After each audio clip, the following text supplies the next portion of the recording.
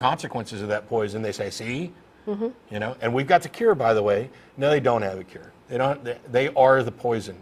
And while I do not claim that all religious teaching of children is necessarily child abuse, a great quantity of it is, to varying degrees. Some of it is rather innocent and easy to overcome in much the same way that certain stories about the holiday season that may not be true are relatively easy to overcome. I mean, because in your real life, you're going to come up against things that are going to immediately expose those false teachings and will kind of be self-correcting. And so it'll be, oh, I believe something stupid for a while. All of us have believed something stupid for a while. There's an aspect where this is actually positive because it teaches you the process of learning and discovering what was wrong. There are other aspects of religious teaching that specifically set up barriers to that kind of discovery, and that is one aspect of what I would call child abuse. Yeah, I absolutely agree. Obviously, the one last thing that I want to ask, because they also brought it up, is some people just say, okay, it's true that some religious teaching can be child abuse, but so can other teaching as well. And they say that they give John Stuart Mill as an example. They say, you know, he was brought up, you know, his dad made him study science and philosophy all day, and he didn't have the option to have a normal childhood. So even science can be child abuse sometimes. What makes religion so different? Why? I mean, I obviously said that the frequency of religious indoctrination being child abuse is a lot higher, but can we say anything other than the frequency? Can we bring up any qualitative difference between I don't know of religious and other forms of child indoctrination? I don't know of anybody who's is using science to indoctrinate their children into believing false things. I mean, that could be the case, but I don't think that if that is the case, then I don't think it's a very broad thing that's going on. And the other thing is that even in cases where it's obvious that parents are teaching their children patently false beliefs, people tend to look the other way. They tend to look the other way when somebody says, hey, the Bible says spare the rod, spoil the child, so I'm going to beat the hell out of my kids, and we'll call it discipline. I mean, the state of Texas specifically does that. And so, you know, religion gets a pass on a lot of things that we wouldn't accept from anything else. Yeah, so there's a huge difference. And to kind of answer a question that you brought up earlier about this idea of whether or not we would want all religious people put in jail or their kids taken away, of course not. That's insane. You go after the problems wherever they exist. If there's somebody who is what we're saying is that, as Jen just pointed out, religion tends to get a pass. And that's one of the reasons why a lot of people are pointing out the abusive nature of some religious teachings, because it's time for them to stop getting a pass. If somebody is engaging in child abuse with regard to forcing their children to do nothing but study science and have no fun or whatever else, then that's something that should be addressed as well. But I'm with Jen on I don't think that that's being used to lead somebody to a false belief. So it's, you know, there may not be an easy answer here. The point is that religion shouldn't get a pass, and it does. It does across the board. This assumption that religious people are somehow better or immune from criticism or couldn't possibly be doing damage to their children. This is the reason why the pedophile scandals in churches has gone unchecked for so long. It's because religion gets a pass from the top down. Yeah. He couldn't possibly have molested a child. He's a man of God. I just can't believe that he would do that. Well, believe it, he did. And people are failing as parents. Well, I think the difference between the rapes and the religious teachings is that in the first case, the rapers knew that they were doing something wrong, but from the perspective of the parent who's teaching religion to their children, they're not doing anything wrong. In fact, they think they're doing something wrong if they don't teach religion, because I mean, they are saving the child's soul after all, and Yeah. how can we convince them if I just don't see a way to approach this problem other than just raising awareness, but Yeah. I don't think that's very effective. I think that's what you. I think that's what you do. Yeah. That's all you can do. There are some issues where we're just going to have to wait for a generation or two to die off. As unfortunate as that is, you have to change the world around them. You can't always change the individuals. And I'd point out, by the way, that there are some pedophiles, in fact, probably quite a few, who do not think that they're doing anything wrong. Yeah. That they think that their brain is so screwed up that they believe that they're doing something that is not necessarily wrong. They understand that society generally disagrees with it, Yeah. but it's a confused perspective. But yeah, and we've got like 25 minutes left in the show with the short format, so I got to let you go. But thanks a lot for the call. Okay, Thank you. All right. We've got Damon in Glasgow. How are you? Hello, Damon? Oh, I'm sorry. Let's try that, Hello? Damon. Damon, you there? Yes. Hey, Hello. how are you? Not bad. How are you guys? Good. First time caller here. I've actually emailed you guys a few times. I got a very lengthy reply from, I believe it was Tracy, a good while back about dealing with the default position of the supernatural from a theistic point of view rather than an atheistic point of view. I also sent an email to you, Matt, almost about 2 years ago. I started the Atheist Society, or what I call the Free Thinker Society at the University in Essex in England. All right, congratulations. Well, thank you. I haven't been involved with it since I graduated over a year ago, but hopefully it's doing well without me. That's something you should probably check on, because one of the things about university groups is they tend to die off as you know, we lose members for graduation. Well, I emailed actually just today because I was thinking about calling up the show, so I thought the person I left in charge, I sent her an email. She hasn't replied back to me yet, but hopefully she will at some point. The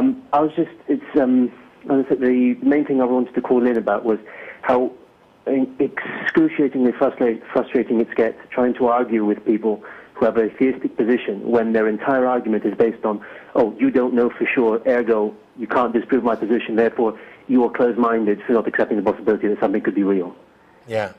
It's just ludicrous, and it's a constant, it's a constant headache in your head. How the hell can you get around that kind of circular reasoning? Well, you can't disprove it, so ergo. And I've tried using arguments like, well, I can't disprove the existence of an invisible pink unicorn, but they're like, oh, that's just silly.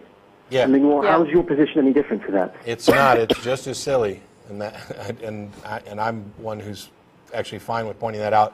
One thing is I haven't tried this, but it might be worth a try, and that is to find out. Let's define exactly what they mean by closed-minded, because it may be the case that by their definition of closed-minded, I am in fact closed-minded to claims that aren't supported by evidence. I'm not going to believe a claim that's not supported by an evidence. Or by sufficient evidence. And if that makes me closed-minded in their definition, then I'll own up to that. But there's a difference between being not willing to believe something that's not supported by evidence and asserting that the thing is false and cannot be supported by evidence. Those are two completely different types of closed-mindedness. Well, I mean, I understand that, but there's also at the same time, I can't stand this projecting that you get from theists, like, oh, well, you're just as closed-minded, you're just as absolute as any creationist or any Christian or any Muslim or whatever, because you have a position which you're not budging from. I'm not defending something that requires a burden of proof from my hand. I'm asking you to provide evidence for your position. Yeah. And again, it's like, oh, well, it's just the same thing, basically. It's like a constant wall of idiocy you're trying to break through, but there's nothing you can do about it. Yeah, and it's demonstrably false to assert this thing that you're just as dogmatic. No, there's no dogmatic assertion here at all. And just in response to the previous caller who was saying, because I was actually raised in Greece, which is a very conservatively Christian country. We've got forced prayers every morning at school, which the only way you can get exempt from is if your parents ask for an exemption. And when they ask for an exemption, they actually have to give a reason, and usually the reason is we don't believe isn't good enough. You have to prove that you're actually a supporter or been raised in a different religion. So unless you're actually of another Christian denomination, a Jewish or Muslim, you're not actually supposed to be allowed off the prayer. And The only religious instruction in school is Christian Orthodox dogma. There's no comparison between religions. And as someone who I've never really had, I mean, you know how some people ask you, when did you lose your faith? Well, from my position, I never had any faith to lose. What I did was I lost my fear of damnation in hell. Like what you were saying earlier about some person who's actually an atheist over 10 years or so, but they still can't shake this notion of hell.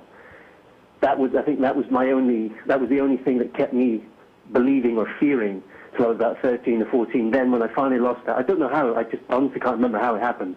I just lost that. And ever since then, it's been a lot easier to cope with people, you know, accusing you of being a bad person or saying, well, you're going to burn in hell and so on. How do you feel about that? But growing up in a country like Greece, thankfully I left when I was 16. But up until that point, going to school, fighting with teachers, because especially with the religious instruction teachers, they had absolutely no respect for anyone who had a differing point of view. My religious instruction teacher actually called my parents and asked permission to have me exercised.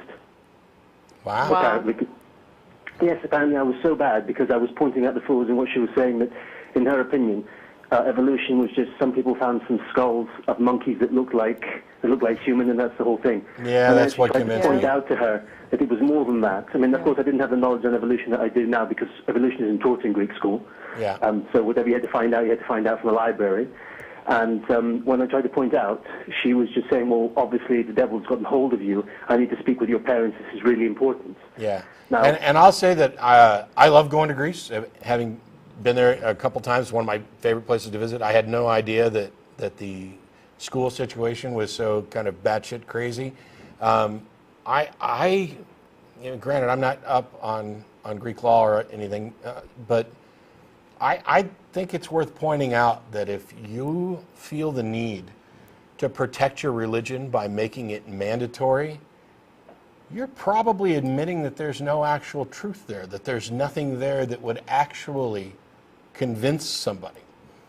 Yeah. Well, I mean, I hold that position as well, but the Greek excuse to that is, oh, well, we're defined as being Greek Orthodox. But the thing is, the way religion, because that's what you were saying, that some people lose their religion because it's no longer relevant to their daily lives. Right. Well, the Greek Orthodox Church has managed to circumvent that and actually get people to become members of the church, even if they have absolutely no belief whatsoever. I mean, all my friends, all my closest friends at least, have very little belief, if any. I mean, in the worst case, I call them deists. None of them are theists, and none of them are Christian by the strict definition of any church that I'm aware of. But for them, oh yes, when my parents die, I have to bury them and have to give them a Christian burial.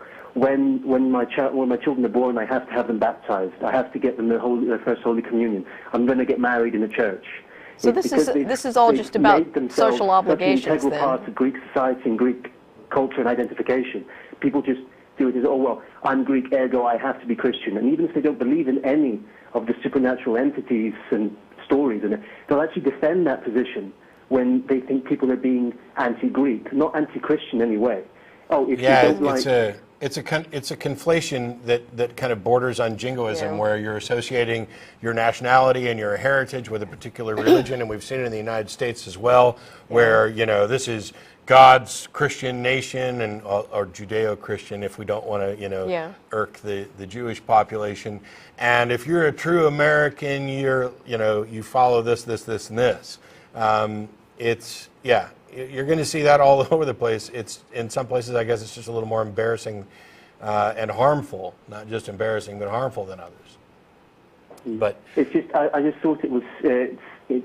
It was because, of course, you know, when you were saying about the previous caller, was he from Italy, I believe? The previous caller was Bulgaria. Bulgaria. Oh, Bulgaria. Okay, well, neighboring countries. But the whole point is because I think it was on the news a couple of weeks ago that the European Parliament, after a decision in Strasbourg, have forced Italy to remove compulsory prayer from schools, and now I believe the Greek atheist community is trying to get the same decision applied in Greece. Therefore, children are naturally exempt from any religious instruction or indoctrination, unless they specifically request it, or the parents have to do.